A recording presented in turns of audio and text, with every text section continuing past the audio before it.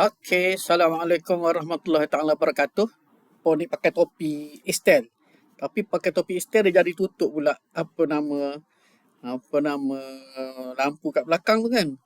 Tak pakai topi nampak pula kepala botak sebab Poni kena cukur kepala Poni kan. Hari tu Poni jatuh, kena jahit 7 jahitan kat sini, so Poni cukurlah kepala. Lepas tu dah cukur kepala botak, masuk video tak fotogenik pula. So Poni pun pakailah topi. So hari ni kita dalam dalam bab ini kita nak cerita pasal project management. Tentang kita nak manage projek kita supaya membawa hasil.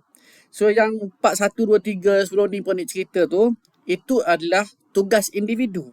Setiap orang yang masuk perlu menjalankan tugas individu seperti itu.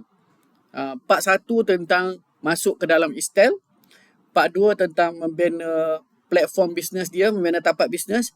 Part 3 tentang strategi penyusunan. Itu kita buat seorang-seorang. Siapa-siapa pun boleh. Dulu Poni duduk kan, Poni buat seorang-seorang benda tu semua. Tapi Poni tidak pergi sponsor orang.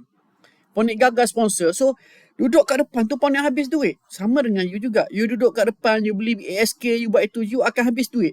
Tapi habis duit tu adalah benda yang perlu sebab kita nak set up platform kita.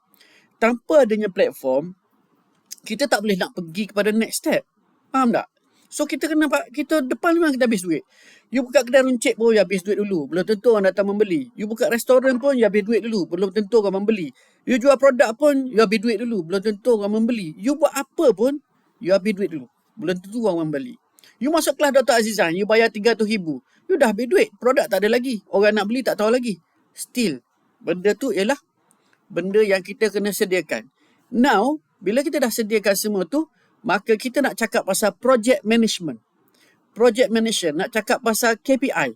So, ini adalah video introduction berkenaan kita mengejar market untuk kita mendapatkan hasil. Okay? Faham Next video, Poni akan cerita KPI kita, kenapa KPI ini penting dan sebagainya. Alright?